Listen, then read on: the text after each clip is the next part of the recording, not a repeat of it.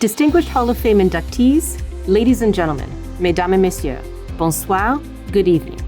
Welcome to the 2021 Investment Industry Hall of Fame Virtual Gala and Induction Ceremony. My name is Laura Paglia, President and CEO of the Investment Industry Association of Canada. It's an honor to be here this evening, and it's a privilege to lead the IIAC into its next chapter. It has been a tradition to gather our community each fall to honor our most esteemed industry leaders for their outstanding professional and life achievements. While the pandemic postponed our 2020 gala, we have been able to offer this special online event in 2021. We really look forward to seeing you all in person next year. Tonight, we honor both the 2020 and 2021 Hall of Fame inductees. Maureen Jensen, Robert Crembill, Daniel Sullivan, Timothy Noel, Brian Steck, James Meekison, Gordon Nixon, Gilles Willette, Peter Eby, Warren Goldring. Their careers and the exemplary lives led by each are grounded in the core values of the Hall of Fame: excellence, integrity, and leadership. They have given much to the investment industry and capital markets and have given back much to their communities and to Canada. We are honored to welcome them to the Hall of Fame and are proud to exhibit their impacts for future generations.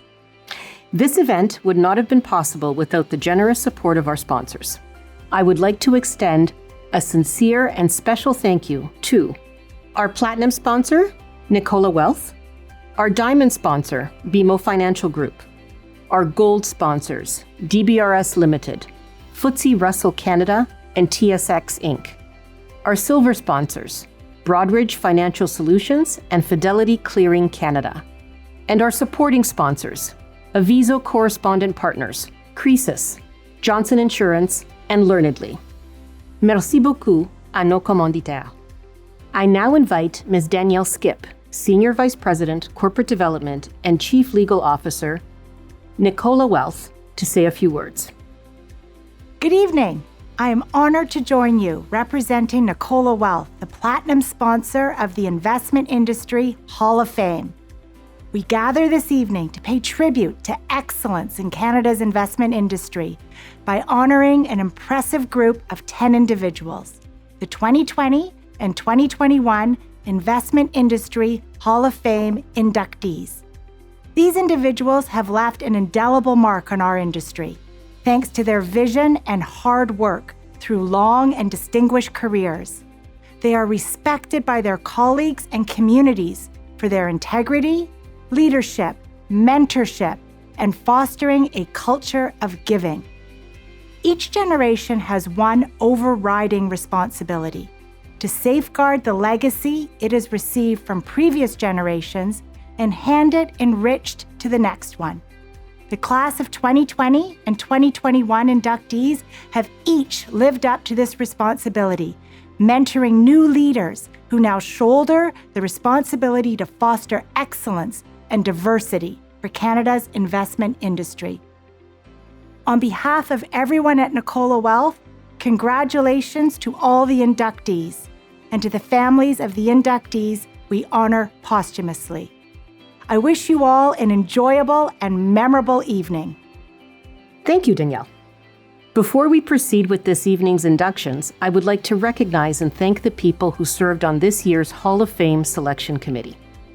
Lynn Patterson, former Deputy Governor, Bank of Canada, and Selection Committee Chair. Donald Black, Managing Director, TD Greystone Asset Management. Dr. Colin Dodds, President Emeritus, Professor of Finance, St. Mary's University. Clément Gignac, former Vice President and Chief Economist, Industrial Alliance Investment Management, Inc. Donald K. Johnson, Member, Advisory Board, BMO Capital Markets. and Sue Lemon, Chief Executive Officer, CFA Society, Toronto. Ladies and gentlemen, your 2020 and 2021 Hall of Fame Selection Committee. Let's celebrate our Investment Industry Hall of Fame inductees, starting with the 2020 inductees. It's my pleasure to welcome Maureen Jensen, past Chair, Ontario Securities Commission, into the Investment Industry Hall of Fame.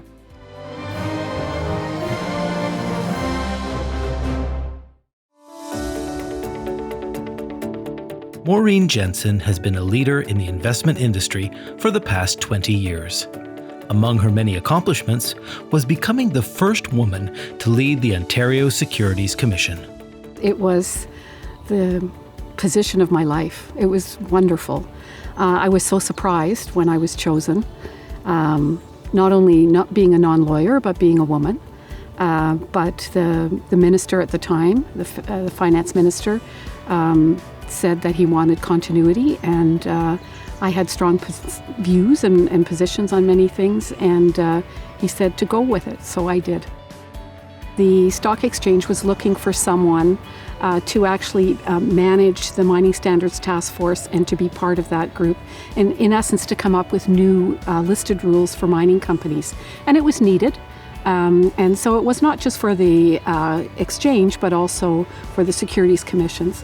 And so they approached me, and I agreed to work with them, and it was great. I got to see the market from a different point of view, being right in the middle of it.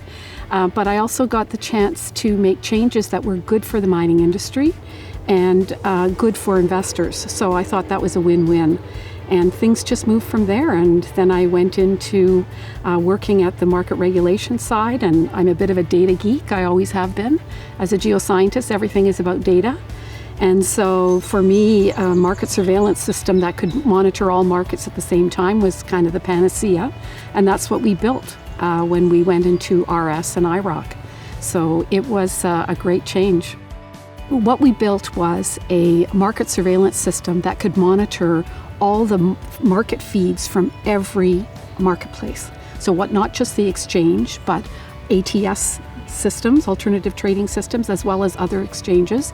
So you could put the market feeds all together and you could look at how the trading occurred, not just on one marketplace, but everywhere, which allowed all of the alerts to be trained onto multiple markets. It was the first in the world. And since then, many more have been built.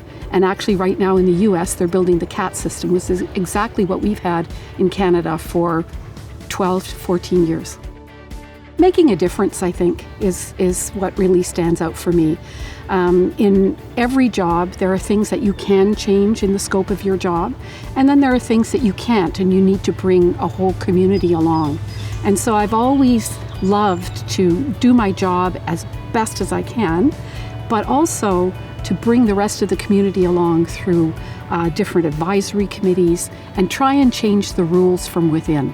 When Ian Russell called me, I couldn't believe it. I said, "You're kidding me. It can't possibly happen to a regulator." But I think I'm just so thrilled that the industry is giving me this award, because I have always tried to do the best I could, to do the best for the industry and to keep investors at the forefront. So I'm very pleased with the changes I made at the OSC, and I'm pleased to see how the industry is evolving.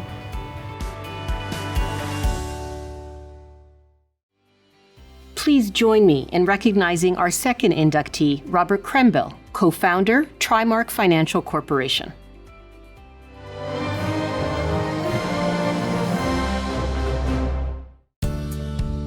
In the 90s, Report on Business magazine named him the reigning king of mutual funds. Our next inductee, Robert Crembill, has also been called Bay Street's greatest stock picker and a nice guy who finished first. Robert spent 50 years of his life as an investment analyst and portfolio manager. One of his legendary successes is Trimark, which he co-founded in 1981. Our video crew caught up with him at his beautiful horse farm as he talked about those early years. The mutual fund industry when we started was basically on life support, hardly existed. Banks weren't involved. Well, now banks own most of it, and so it was an interesting time, and it was quite an experience. And that little company that we started from scratch, we sold in 2020 for $2.7 billion. So I'm kind of proud of that. And I guess I'm most pleased with the performance of Trimark Fund, which would be our flagship fund. And so people that invested, I say $1 or $100 in that in 1981, by the time we sold 18, 19 years later, it was worth 20 times that.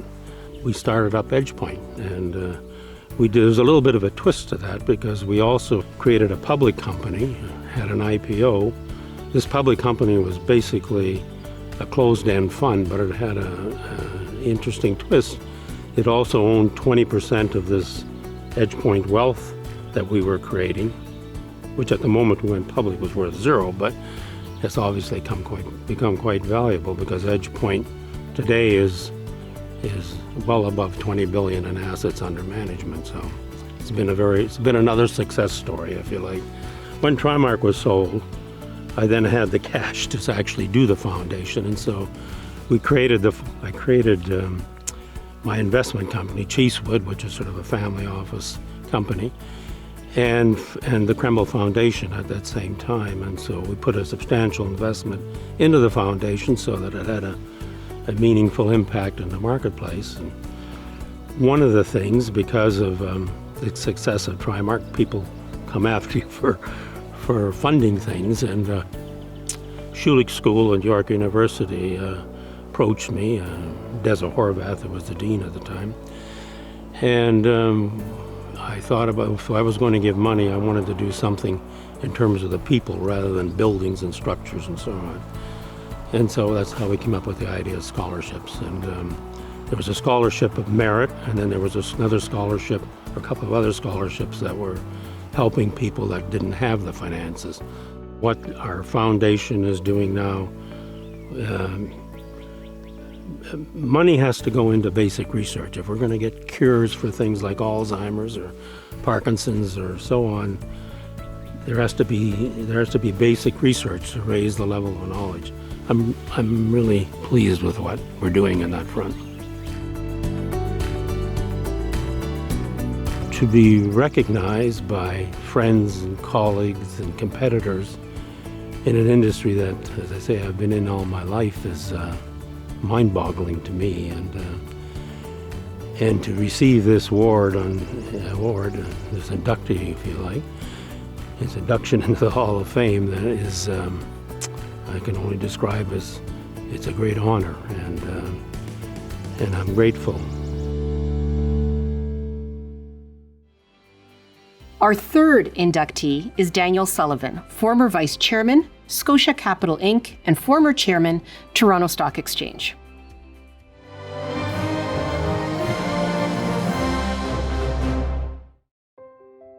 Former Vice Chair of Scotia Capital and former Chair of the Toronto Stock Exchange, Daniel Sullivan is our next inductee. Here, he's talking about some of the highlights of his career. One thing in particular is the fact that it was the pioneering of Bay Street into real estate financing, and or rather really bringing capital markets to engage in real estate financing. And it started in 1970 with an opportunity to finance large malls and office buildings with mortgage bonds and providing developers with mortgage bond financing, and really bringing the capital markets into the real estate industry. One of the things that took place while I was in the industry was the banks moving into ownership of major investment dealers. And what happened was that the capital requirements outgrew the capital availability and the risk tolerance of the employee owners. And firms needed more capital, they needed bigger balance sheets to compete. So it was almost inevitable the banks would not move into the industry. And it changed the industry. It changed the culture. The industry became less fraternal, certainly more structured, but it allowed dealers to grow their businesses. So it was definitely the right move for the securities industry. Dan went on to talk about his philanthropic endeavors, especially his involvement with St. Michael's Hospital. My largest community service commitment has been to St. Michael's Hospital. It's been a 30-year commitment for me, which I've thoroughly enjoyed. I was on the hospital board for 12 years and chaired the board for 6 years, following which I moved to the foundation board, and I've been involved in the foundation now for many years and continue to be involved in the foundation. In 2006, Daniel Sullivan was named the new Consul General to New York. I was very fortunate to have a second career. I was 65 and thinking about retirement, and then I was appointed by Prime Minister Harper as Consul General in New York. They were looking for someone that had a background in investment banking, who had experience in building relationships.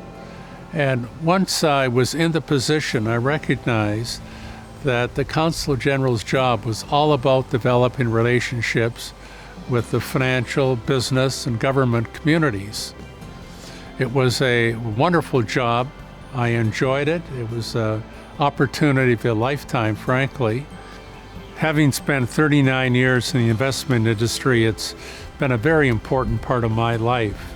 And to be honored in the Hall of Fame means a great deal to me. Thank you.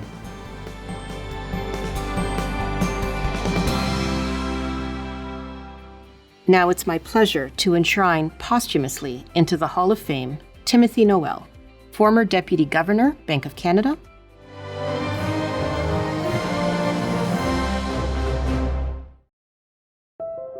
Tim Noel joined the Bank of Canada's Securities Department in 1966. He was appointed Deputy Governor in 1994, a position he held until his passing in July 2001.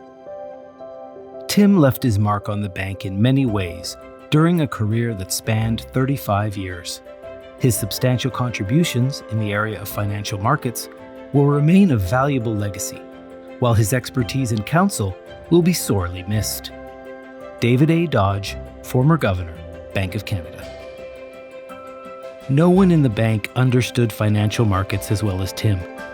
He was an indispensable and sympathetic source of investment industry issues and concerns for the bank, as well as an effective and respected voice for explaining bank policies and operations to the industry. Gordon Thiessen, former Governor, Bank of Canada. During the 2 years that Tim battled amyotrophic lateral sclerosis, ALS, he never considered giving up on the work he loved. Operator City Finance. 8174, please. Okay.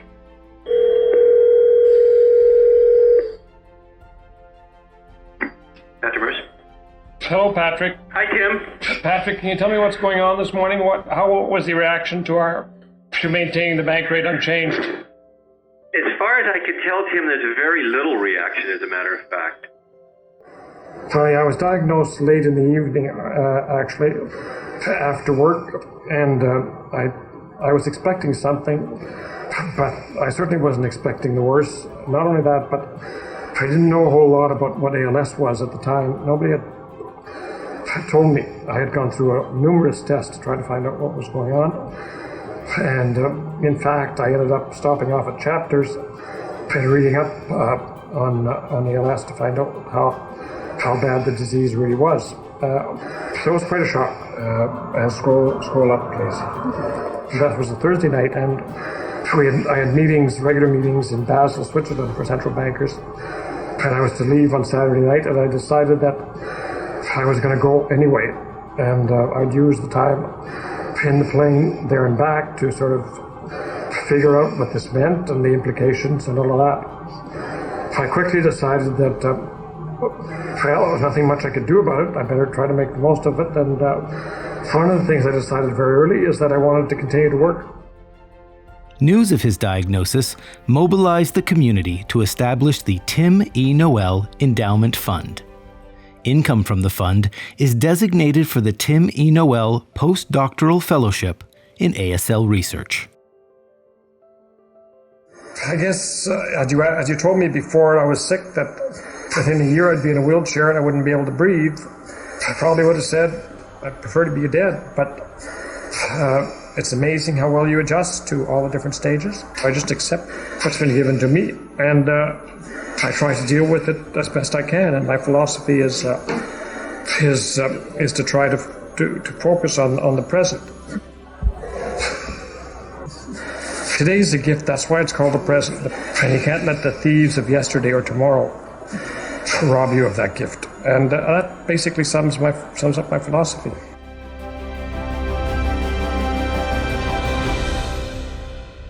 The final 2020 honoree, inducted posthumously, is Brian Steck, former chairman and chief executive officer, Nesbitt Burns, Inc.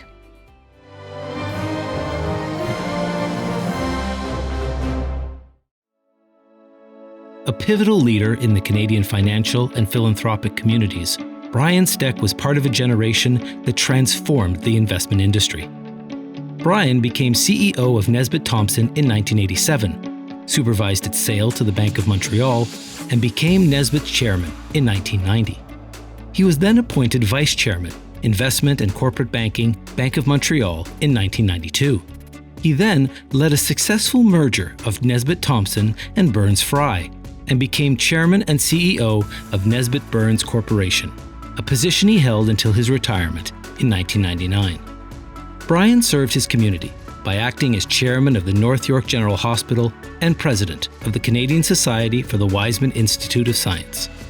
I first met Brian in 1994, right here in this building, in fact. That was the same year that we acquired Burns Fry, and it was pretty interesting because I was a very junior member of the team at the time, and Brian, of course, was a Bay Street legend. He was vice chair of the bank at that time, and he was also CEO of the investment bank. So I had the privilege of getting to know him when he was the most senior person in the company, and I was the most junior person in the company, and I learned a lot from him then. It was a long time ago, but it feels like yesterday in some respects. So biggest contribution is interesting because the timing is really important. Brian was the head of our investment bank during the time of deregulation in the industry in the late 1980s. So he was there with a front row seat. And when we combined with the Bank of Montreal, the Bank of Montreal was one of the very first to get involved in the aggregation and the consolidation in the industry. And so Brian was actually a pioneer. You know, we look today at all of the rules that we work within. Brian was actually helping shape those rules and make up the rules around capital, around talent, around technology, around integration with the rest of the bank. And all of these things that are around us today were in fact developed by Brian and some of his colleagues back then. So I remember him as an amazing pioneer in the capital markets in Canada. He was a driver. You know, he was very successful. He had built Nesbitt Thompson to be a fantastic firm. He was going to do the same thing with Nesbitt Burns, and that's exactly what he did. Well, Brian was driven. So I mean, he did have a social life, but it wasn't extensive. You know, he could see him in the office early in the morning and late at night. I mean, he worked hard, and of course he loved his golf. So if there was a diversion, other than his wife, it was his golf game. So that's how I remember Brian. I think he should be remembered as a builder, as an extraordinarily important member of the Jewish community and one of the first senior executives from the Jewish community to be prominent on Bay Street, as a very proud Montrealer, as I am, in fact, and having made an enormous contribution to the investment industry, which is, of course, why he's being honored here now. I think if he was here, he would be humbled and he would give credit to just about everybody other than himself. But we all know that he deserves a lot of that credit all by himself.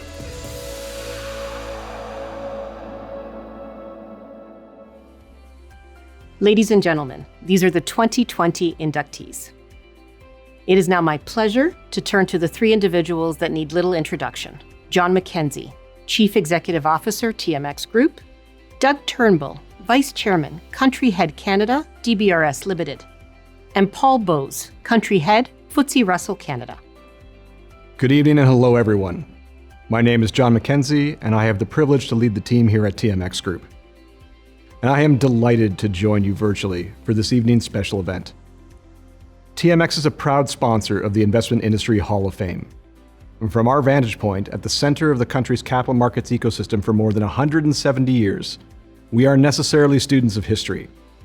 And so tonight, we are honored to help celebrate the careers of a group of visionary Canadian business leaders and to acknowledge their important contributions to the enduring success of our industry.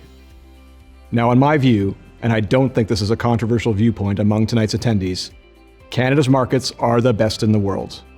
They are deep and diverse, fair and liquid, innovative and responsive. And they serve as a propulsive engine, creating jobs for Canadians and fueling economic growth. We need only to look at the last 18 months for compelling evidence. While the COVID-19 pandemic has impacted every facet of life, our capital markets have thrived, with financings and trading activity peaking at or near all-time highs this year. And as we move through this recovery phase and closer to a post-pandemic world, the prevailing spirit of ingenuity and entrepreneurship will help push Canada to the forefront of global markets. Now, with so many of TMX's valued clients and stakeholders represented here tonight, I want to take this opportunity to thank you for all your partnership and participation in making Canada a premier destination for global investment. Together, we make markets better. And on behalf of all of us at TMX, congratulations to tonight's Hall of Fame honorees and to the families of those inducted posthumously. We pay tribute to your career accomplishments and say thank you for your leadership in shaping the investment industry landscape in this country. And to everyone joining us tonight, I want to wish you the very best of health to you and your families. Have a great evening. Good evening.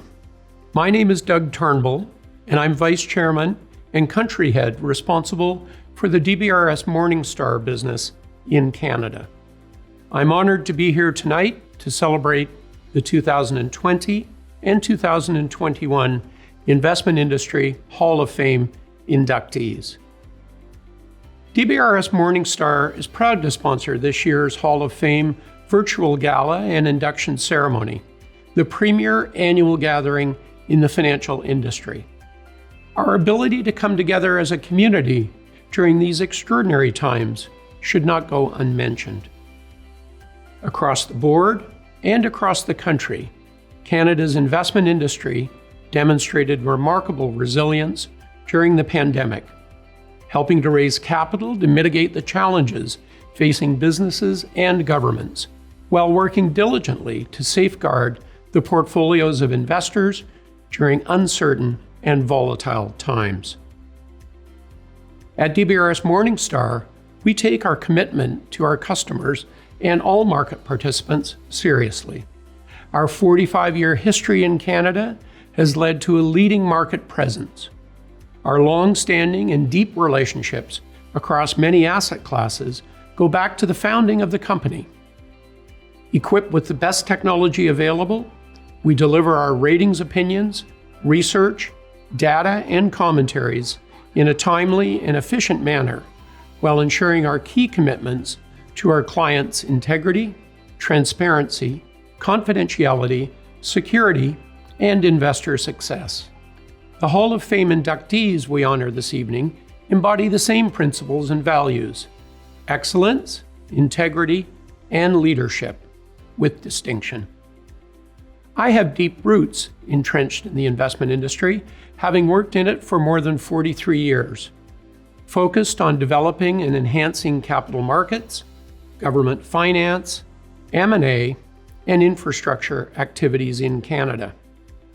I've had the privilege of working directly with many of tonight's honorees, and it is with great respect and admiration that I congratulate the 2020 and 2021 inductees and the families of the posthumous inductees.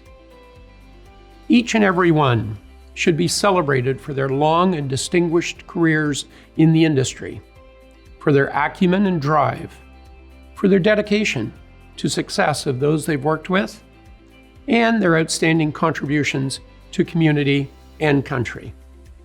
Congratulations from all of us at DBRS Morningstar. Hello, I am Paul Bowes. I am the head of FTSE Russell in Canada. On behalf of all the London Stock Exchange group of companies, including FTSE Russell, Refinitiv, London Clearing House, I'd like to congratulate the new inductees to the Industry Hall of Fame.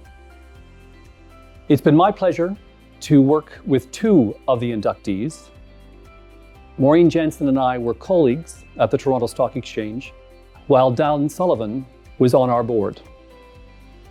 To those of you who I know personally, and to those of you I know by reputation, I want to thank you for raising the caliber of the Canadian financial industry. Finally, I'd like to congratulate the IIAC for another successful Hall of Fame event.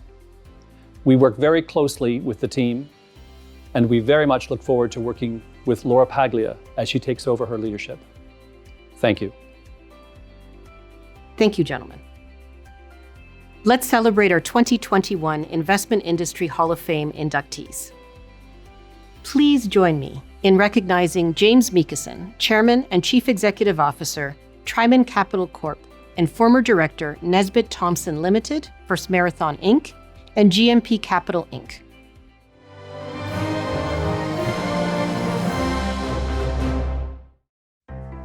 James Meekison, one of the founders of Canada's cable TV industry, is our next inductee. Chairman and CEO of Tryman Capital Corp., former Director Nesbitt Thompson, First Marathon and GM Capital, he reflects on the highlights of his 40-year-long and varied career. The first company I worked for was E.F. Hutton in Wall Street in New York. I only did one deal with them. I financed a very small national bank in Colorado. But then I went with Nesbitt Thompson. I was in Montreal and Toronto, and the very first deal I did with Nesbitt Thompson was I took Chum Broadcasting public. And that was kind of fun because their major broadcasting property was a rock and roll radio station, the very first one in Canada. The second deal I did, which was I think significant, was a company called Reed Osler, and it was significant because it was the very first service company ever to go public in Canada. And many of the Nesbitt partners were apprehensive about that because they felt, there's no physical assets. It's just people, and they go up and down the elevator every day. But I persuaded them, and it turned out with the revenue diversification Reed had, it was a great success. And then many more service companies followed, including a lot of investment banking companies. So in 1971, I left Nesbitt to go off full-time in the cable TV business with my partner, David Graham. And we very quickly built a fairly substantial cable television operation. We had a franchise for half of Calgary, a third of Winnipeg, a part of Toronto. We acquired more assets in Toronto, actually from Ted Rogers. We bought the system in St. Thomas, and by, I think it was 1975, we had the 5th largest cable TV company in Canada. I was in cable TV until the mid-1980s. I decided I wanted to do something different, so I sold my shares in cable casting to David, and then with the capital I received, I set up a private equity business. And the private equity business was not unlike investment banking in the sense that we were looking at all kinds of different companies, different industries, whatever. And so I ended up investing in a plastic film company, automotive parts, aerospace parts, food products, service companies such as environmental services and whatever. So it was very varied and it was terrific fun. I've enjoyed it. I think I've been on, maybe 15 fundraising campaigns. And we've also contributed a lot of money. And the areas are really health, education, and the arts. But I think the most rewarding one for me was when I set up a scholarship fund at the University of British Columbia, which is my alma mater. And we've had more than 10 students, probably 12 students by the next academic year, go through this program. It's a substantial scholarship. It's $40,000 for 4 years, so it's $10,000 a year for a year. And we go out once a year and have lunch with these students, past and present, and it's so it's so rewarding to hear them talk about what they're going to do, what they've achieved, where they're hoping to go, and whatever. That's really been the most wonderful thing to me. Yeah, well, first of all, I'm extremely proud to have been selected as an inductee. I think it's a great honor to join such an accomplished and distinguished group of members who are in the Hall of Fame. And so, yeah, I'm very proud and very honored to be selected.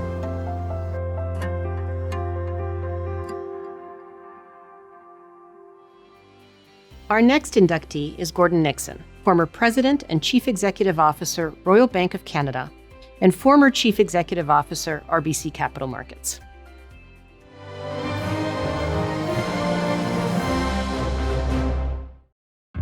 Our next inductee, Gordon Nixon, is a former President and CEO of the Royal Bank of Canada and former CEO of RBC Capital Markets. During his career, he has received many accolades and also worked and lived through events like 9/11 and the financial crisis. There were so many memorable events during my career. Unfortunately, the ones that stand out were 9/11 and the financial crisis, both which were very challenging in terms of managing through and obviously had a significant human impact on the organization and on a lot of people around the world. And at 9/11, we were in a building called Liberty Plaza, which was the one that everyone thought was going to fall down. It was leaning over. It never did, but we had to relocate our people for an extended period of time and manage through that period. And then, of course, the financial crisis was another seminal event that had a big impact in terms of managing the organization and the impact that it had on the firm and the industry. We had a really good run during my time as CEO of RBC. It was, the organization grew from about $2 billion in earnings to about $10 billion of earnings during that period of time. To some degree, we were fortunate to have been in a very strong position when many other banks around the world were in very weak positions, particularly as a result of the financial crisis. And as a result, we were able to significantly invest in all parts of our business, including investment banking, which was a business that a lot of other organizations had to exit or pare down. And as a result, we grew very dramatically during a period of time when many other financial institutions around the world were shrinking. And that was a real differentiator for RBC and for RBC Capital Markets in particular in the investment banking business. The one that stands out is Mars, which was an organization going through a very difficult period. I was chair during that period, and a number of people, including a number of our directors, really rolled up their sleeves to help it out of a challenging period. And when you look at those three towers at university and college, and you look at the activity that happens within it, and you look at Toronto and Ontario and Canada's position in the technology and the healthcare space, Mars plays a big role in that. And so, that's one that I think will have a lasting impact on the people of in Toronto and Ontario, and certainly one that I'm very proud of. It's very special to be inducted into the Hall of Fame. I've received a lot of recognition from my role as CEO of RBC, but I spent the vast majority of my career in the investment business. So to be involved and to be, recognized in the Hall of Fame, which is related specifically to the investment business, is a real pleasure. I also happen to know all my fellow nominees, and it's just a great company, and in particular Peter Eby, who was a great friend. To be inducted alongside him is truly an honor. So absolutely delighted.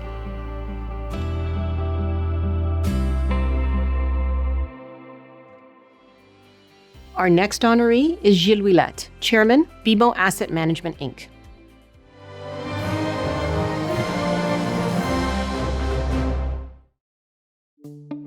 A 40-year veteran of the industry, Gilles Ouellette started his career in academia, teaching investment management at the University of Western Ontario.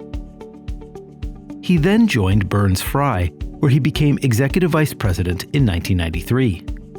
With the subsequent mergers of Nesbitt Thompson and Bank of Montreal, he reached more and more senior positions. Since 2019, he has served as chairman of BMO Asset Management. We talked to him at the Museum of Contemporary Art, his favorite philanthropy. As an investment advisor, and that's how I came into this business, as an investment advisor, you're building your own business, okay? You could grow it as large as you wanted to, and you didn't need any capital because the firm provided you with the capital. And I always saw myself as entrepreneurial, as a business builder, and it really appealed to me. Burns Fry, where I was working, asked me to run the Toronto office. Burns Fry was largely an institutional house, but they wanted to start building up to it. What at that time they called the retail side of the business, was really what we refer to now as the private client side of the business. And of course, Toronto was going to be the hub, the biggest market, etc. And they wanted me to spend all my time doing this, like devote all of my time. In 1994, Burns Fry, we sold Burns Fry to the Bank of Montreal to merge it with their Nesbitt Thompson to create Nesbitt Burns. And the person who had orchestrated all this was Brian Steck, and Brian Steck, who ran Nesbitt Thompson for the Bank of Montreal. I think where I had the most impact really was in creating the wealth management part of the bank. I mean, which turned out to be the last kind of 20 years. When I was presented with that idea, you know, I was thinking, I mean, you work your whole career to get in a position where people are really motivated to grow this business. We could use the balance sheet of the bank, and the bank was very motivated to grow this. And it's like an artist, right? They gave us, there's a blank canvas and said, go ahead and grow it, right? And it was, I started, I saw myself, just be pretty presumptuous, but a little bit like an artist, okay? I was given this canvas and go ahead and paint something, and I think that's what we did. When I think of Gilles, what I think of really in the business context is the incredible growth that has occurred since his days of managing a couple hundred brokers at Burns Fry, where the assets under management would have been sort of single-digit billions of dollars. And when he moved on to retire or rewire, as we all do here, I think he left the business with something like 1,200 financial advisors and assets under management, assets under administration through $1 trillion. He had great long-term vision, and he was the leader in BMO acquiring wealth management companies, not just in Canada, but internationally, in the United States, in the UK, and also in China. So that was a great contribution he made, not only to BMO, but also the whole industry, because he was a role model for people in the wealth management business. Gilles is one of these people who has an extraordinary quiet confidence about him. And underneath that quiet confidence, he's very competitive, and he's been an extraordinary contributor to the building of our franchise, whether you look at asset management growth or whether you look at our investments in China. Gilles' been an incredible contributor to our bank's agenda. But on a personal level, he's also a great leader. He's somebody who's very approachable, he's very relatable. Folks find lots of time for him, and he finds lots of time for other people as well. So he's been the full package around our place for a long time. His contributions to the community, particularly the arts community, but beyond that, but if you look at the arts community, the AGO, MOCA, and on it goes, Gilles has been an unbelievable supporter of that community, and we're very proud of him for that as well. And my deepest commitment is to this gallery, the Museum of Contemporary Art. This has been the object of our philanthropy also. I mean, we've helped out, we've helped financially, but we have a great institution here. I mean, this institution started in 1993, okay? And it's always been a hub for artists. So everywhere they start off in North York, then Queen Street West, now we've moved to Sterling Road. And it puts Toronto on the map. I mean, Toronto is a destination for art, and part of it is this is the only contemporary art museum in the city. So it's close to our heart. Well, being inducted into Investment Industry Hall of Fame, it came as a huge surprise and very humbling because it's our peers, okay, that I've decided that I guess that I've had a good career, that I've had a productive career. And, I might have thought that I had a good career, but I gather other people were watching, and that's what they're saying. You've had a pretty good career, because it's if you look at all the inductees in the Hall of Fame, it's a very unique group of people. I mean, to be associated with this group of people is very humbling.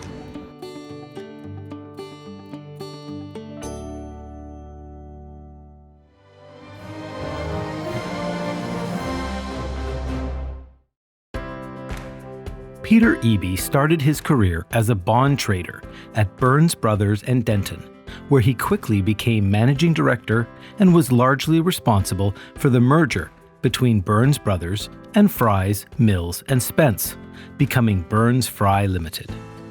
He built the firm's investment banking operation, and upon merging Burns Fry Limited with Nesbitt Thompson, became vice chairman of Nesbitt Burns. During his distinguished 37-year career, Peter mentored many of the industry's current leaders. His unrivaled skills in deal-making, investment banking, and corporate advisory earned him the respect of colleagues and competitors. I think Peter's greatest contribution to the industry was that he was a real role model as an investment banker, not only from the partners at Burns, but also for all of our strongest competitors. They had great respect for him, admired the way he conducted himself, and they learned a lot from him. That was one of his great contributions. And also, Peter played a key role in the merger of Burns Brothers and Denton and Fry Mills Spence in 1976, and arranged for a very smooth transition of the management of the two companies. And he also played a key role in the merger between Burns Fry and Nesbitt Thompson when BMO acquired Burns Fry in 1994. So those contributions of Peter enabled our company to continue to grow and become one of the best investment banks in Canada. He was very loyal to his clients. He was very hardworking. He was conducting very serious business, but he didn't take himself too seriously. And I think we all remember his infectious laugh. I think even in the hardest times, his ability to get through a deal or a day or a tough situation with a big smile on his face. He was really an infectious personality in addition to having a great investment banking career. He would like to be remembered, I think, as a great friend, as a great mentor, as a deal maker, and a trusted advisor to his clients as well as his colleagues and his friends. I think Peter would like to be remembered for the thoughtful advice that he provided to corporate Canada and for his partnership within the BMO organization and for his disciplined and ethical approach to the financial industry. Peter had a great sense of humor. He loved communicating with all of us and sharing stories about all the wonderful things that happened during the Burns Fry years. And thanks to him, one of my favorite expressions was, laughter is the best medicine. You know, there were other people who were the face of Burns Fry. Peter Eby was the soul. He represented the kind of culture and ethics that firm had. And people wanted to work at Burns Fry. It was just seen as a firm with a deep culture, and a lot of it can be attributed to Peter Eby. He was very much the driver of the culture at Burns Fry. He would love to be here, for sure. and he loved to connect with all the partners at Burns, but also all of the people, the corporate clients, and our competitors. He'd be humbled by it, but he'd be honored by it as well. Peter was a very humble person, and I think he would be uncomfortable at being inducted into the industry, even though deep down he would recognize that it is a most deserving award for him. And I think he would just say a simple thank you, and it was a pleasure to work within the financial industry during his career.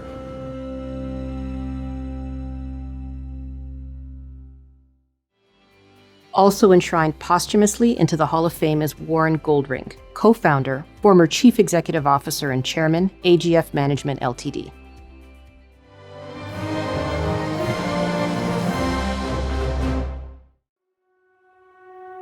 With the launch of AGF, the first U.S. equity fund for Canadians, Warren Goldring became one of the founding fathers of the Canadian mutual fund industry.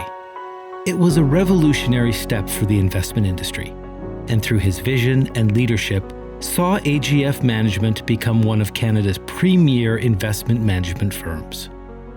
Warren also served as president of the Toronto Society of Financial Analysts, and he was a member of the Attorney General's Committee on Securities Legislation in 1965, which paved the way for the securities regulations we have today. In 1998, he was honored with a Lifetime Achievement Award from the Canadian Investment Awards in recognition of his pioneering work and service to the industry. Warren's life was characterized by his dedication to civic leadership, giving back to the community, and as a man whose family was always a priority. Here is his son, Blake Goldring. Good evening et bienvenue à tous. Today is a special day for our family as my late father and AGF's co-founder, C. Warren Goldring, takes his place among a distinguished group of inductees who've left an indelible mark on Canada's investment industry. On behalf of our family and all of us at AGF, I'd like to thank the Hall of Fame Selection Committee for this tremendous honor awarded posthumously in recognition of my father in his life's work. I know he's looking down at us right now with a big smile on his face. I'd also like to thank the IIAC for organizing this virtual event and paying tribute to this year's outstanding group of inductees. Warren was a man of integrity, intelligence, and humility. He inspired those around him and cared deeply about our clients, employees, and more broadly, our country. He was a visionary, helped shape our Canada's $2 trillion mutual fund industry, as well as the very foundation of Canada's securities regulation framework, which remains in place nearly 60 years after his work on the Kimber Report. What I loved most about my father is that he was a man who would do things. He would think, as a visionary would do, but then he would put into action and complete and accomplish so much. I think about his feelings towards the community. He was a very philanthropically oriented individual. He also went and participated in creating a charity called Operation Dialogue to help Canadians have a better sense of understanding about our own country. But of course, the regulatory environment, the foundation for this whole industry. He worked on the Kimber Report over 60 years ago, and that is the foundation for our security system today. To me, he was my mentor and my very best friend. What I loved and admired most about him was his devotion to his family in particular, but also to his colleagues, his community, and his industry. He was a caring man who made it his life's work to improve the lives of others in all that he did.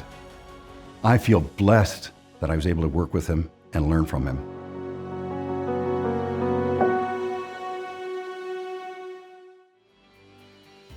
Congratulations to all the 2020 and 2021 inductees. We are proud to present this prestigious award to you as leading examples of achievement in business and in the community. We have also received congratulatory messages from Broadridge Financial Solutions and Fidelity Clearing Canada. Broadridge Financial Solutions Incorporated. Congratulations to the 10 exceptional individuals, the 2020 and 2021 Investment Industry Hall of Fame inductees. You have lived, worked, and led through a time of unprecedented change, transforming the industry. As you achieve distinction, you have given much to the industry, capital markets, and your communities. We at Broadridge salute you for your contributions during this dynamic time and look forward with you to further exciting change ahead. Broadridge Financial Solutions Incorporated. Fidelity Clearing Canada. Congratulations to the 2020 and 2021 Investment Industry Hall of Fame inductees. At Fidelity Clearing Canada, we value integrity, innovation, and commitment to community, and we are thrilled to support tonight's event celebrating this year's inductees. To blaze a trail, one must be unafraid to innovate, think differently, and question the status quo. In the investment industry, this is a challenging but very rewarding journey, and Fidelity Clearing Canada commends the inductees for their commitment to change and advancement. Congratulations. Fidelity Clearing Canada. Ladies and gentlemen, this concludes the induction portion of our evening. Before we go, we would like to pay tribute to Ian Russell, former President and CEO of the Investment Industry Association of Canada. We thank him for his leadership, his dedication, and his commitment to the IIAC over the last 15 years. After graduating from the University of Western Ontario and the London School of Economics and Political Science, with degrees in economics and business, Ian began his career at the Bank of Canada, analyzing banking operations and U.S. financial development. He then joined the highly respected international publication, The Bank Credit Analyst, as a financial analyst. Ian went on to become Senior Vice President, Industry Relations and Representation at the Investment Dealers Association of Canada. In 2006, a new independent association was created, the Investment Industry Association of Canada, with Ian as its first president and CEO. Under his leadership, the association gained a highly respected reputation. Ian worked tirelessly with regulators, government, and the media to shine a spotlight on the business and market trends impacting small and large dealers, and to draw attention to the regulatory and public policies needed to strengthen the industry's efficiency and competitiveness.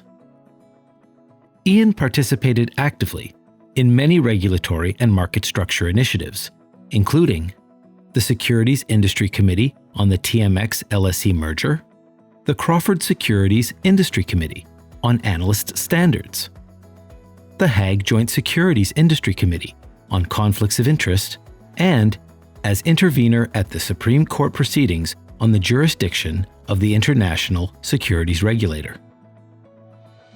He served as a member of the Global Business Forum Steering Committee and actively participated in Northwind Professional Institute seminars and on the steering committee of the Northwind Retail Investor Invitational Forum. Ian also played an important role on the international stage as chairman and board member of the International Council of Securities Associations, promoting Canada's securities industry internationally and advocating global reform initiatives and greater jurisdictional cooperation and coordination. As an invited guest at Cumberland Lodge Financial Services Summit, attended by European and international leaders to explore future policy and regulation of capital markets. As a frequent participant in SIFMA conferences and roundtables. For 7 years as the leader of the Canadian delegation to the Asia Financial Forum in Hong Kong, and as a participant in the Asia Securities Forum. The IIAC Board of Directors, staff, and industry participants in Canada and internationally thank Ian Russell for his 15 years of service and dedication as President and CEO of the Investment Industry Association of Canada. Hi, Ian. Congratulations to you on your retirement as President and Chief Executive Officer of the Investment Industry Association. You have had an extraordinary 30-year career in the Canadian capital markets. including the last 15 years as Chief Executive Officer of the Investment Industry Association of Canada. And I must say, during that time, you have made a lasting contribution to our industry and to the regulatory structure which we now enjoy in Canada. Your work included many meetings, I say hundreds, with the Bank of Canada, the Department of Finance in Ottawa, and virtually all of the provincial ministries of finance across the country, all of which has made an important difference in influencing how the investment industry has evolved in Canada over the past decade and a half. Please accept my sincere congratulations on all that you have accomplished, and I wish you good health and happiness in the years ahead, and hope that you have much more time to spend with family, friends, and for luxury travel. All the best, and congratulations again. Ian Russell has been a steadfast and trusted voice for Canada's investment industry over the roughly 3 decades that I have known him. We have all benefited from his knowledgeable and thoughtful analyses of capital markets, governments and government policies, and the regulatory framework for securities markets. Ian has always recognized that there are many common interests among the investment dealers and market participants who nonetheless compete mightily each and every day. The thinking and perspective that he has offered in his long service at the Investment Industry Association of Canada and its predecessor, the IIAC, has, quite simply, made the Canadian investment industry better and stronger. Congratulations, Ian, and all the very best in everything that comes next for you. Bonjour, mon ami. Yann, c'est maintenant le temps de te rendre hommage. Je voulais d'abord dire quelques mots provenant de tous nos amis du Québec pour te remercier pour tout ce que tu as fait, pour ta contribution à l'essor de l'industrie financière, non seulement à travers le Canada, mais au Québec aussi. Yann, you made sense of what is a true national organization. I've been privileged to stand with you on this board for so many years. Yann, you're my friend, and please save me some time when I'm in TO. We have a couple of drinks to catch up. Thank you, Yann. Bye. Good evening, everybody, and congratulations, Ian, on a fabulous career.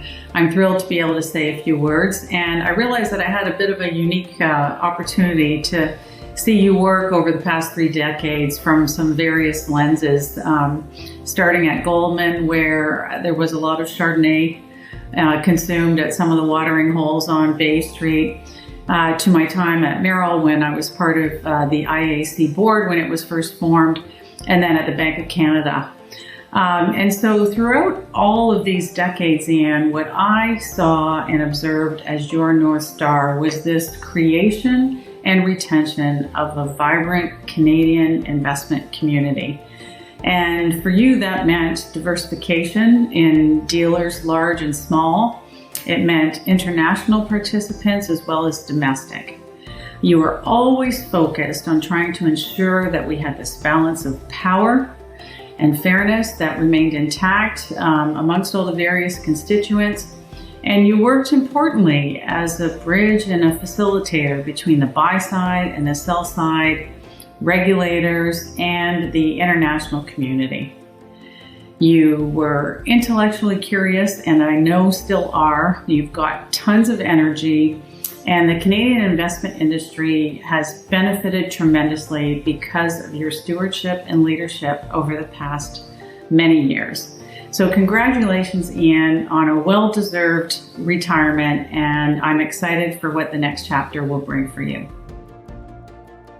Ian, I want to thank you personally and on behalf of the Ontario Securities Commission and its staff for all that you've done for the development of financial services in Canada. You have always had the best interest of Canadians and Canada at heart.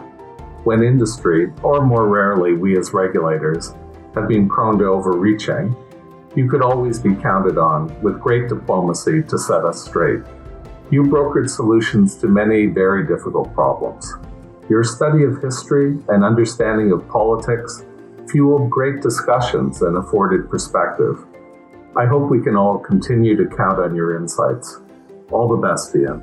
It's a real pleasure to honor my good friend and colleague Ian Russell on the occasion of his retirement from the IIAC. Ian has been a really great friend and ally to all of us at SIFMA, working cross-border between Canada and the U.S., on our joint conferences that we've held, as well as around the globe through our work together in IIAC, the International Council of Securities Association, which Ian had the great honor to serve as the chair a few years back. I have to say, over the years, as Ian and I have worked together, when I have been in Toronto or when he's been in New York or Washington, we've built up quite a strong partnership, which I think has been to a tremendous benefit to our mutual and respective members. And we have always welcomed Ian at many of our conferences, whether it's the joint U.S.-Canada Security Summits that our respective organizations held together, or at the various conferences, such as our private client conferences, particularly given Ian's long history and advocacy for the Canadian industry and the wealth management business and his deep knowledge of it. Ian, you've been a great friend. You're still a good friend. You're going to be missed in your role, but you have earned a well-deserved retirement.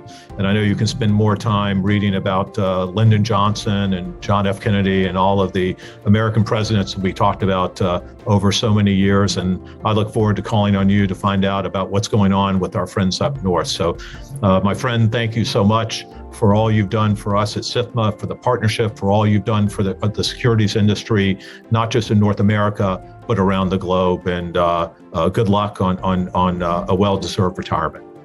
Many congratulations on your graduation. You have done a brilliant job, both in Canada and on behalf of the wider industry. I really enjoyed the time we spent together when you were chairing IIAC and the role you played taking forward that important industry grouping, and particularly the work we did together appointing a new Secretary General. You leave a lasting legacy on behalf of the securities industry, and I wish you all the best in your future. I really enjoyed our conversations at various venues around the world and conferences, and particularly our dinners in London and our discussions about non-securities industry matters, including the royal family. So with very best wishes to you both, and looking forward to extending our friendship in the next stage of your professional and personal life. Good evening. I just wanted to take this opportunity to make a couple of comments that really won't do justice to the many, many contributions that Ian Russell has made to the investment industry, to the Canadian capital markets, Canadian financial system, global financial system, in his many years of service. I'm making them from my library, so to speak, which is a poor imitation of Ian's library. Always known Ian to be a great student of history, both financial, political, geopolitical, and really bringing the lessons and the values of that history to his work every day. I have had the great pleasure of knowing him over the course of at least 2 decades. I stopped counting after that. And remember distinctly during times of great change in Canada, both positive and negative. Positive with some of the reforms of the 1990s, of the 2000s, developing our capital markets, opening them up, making them more efficient, making them serve Canadians better. Also remember very much during difficult times, including the global financial crisis when I was governor, and his counsel at key times when our system was under strain, and was able to withstand those strains, unlike so many others. I have to say, I really approached this task with some sadness and nervousness. And sadness because I'll see Ian perhaps less frequently, hopefully not. Maybe I'll have to start reading more in order to see him more frequently.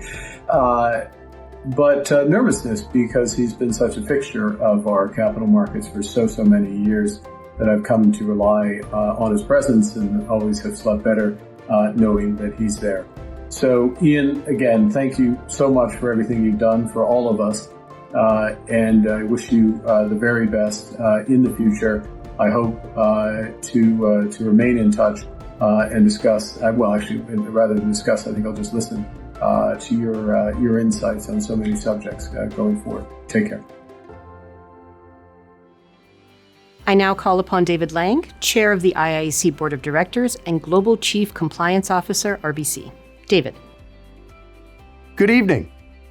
On behalf of the IIAC and my fellow board members, I would like to congratulate the 2020 and 2021 Investment Industry Hall of Fame inductees. The IIAC Board of Directors, the Hall of Fame Selection Committee, and many of us in the industry continue to be impressed with the extraordinary and diverse achievements and lasting contributions of members of our industry that have earned them a place in the Investment Industry Hall of Fame. Since 2013, we have inducted 55 deserving individuals. In a short period of time, the award has become the marquee acknowledgement of an outstanding career in the Canadian investment services industry. I can simply say that induction into the Hall of Fame sets the standard of excellence to which all of us aspire. I want to extend sincere thanks to all of you for joining us this evening and supporting our inductees, the Investment Industry Hall of Fame, and our industry for this memorable event. I want to thank our sponsors for contributing to the success of this evening: Nicola Wealth, BMO Financial Group, DBRS Limited, FTSE Russell Canada, TSX Inc., Broadridge Financial Solutions, Fidelity Clearing Canada, Aviso Correspondent Partners, Croesus, Johnson Insurance, and Learnedly. The IIAC and our industry are grateful for their support. We cannot wait to welcome you back for an in-person celebration next year. We're making plans to celebrate with a full house on October 27th, 2022. Good night, everyone.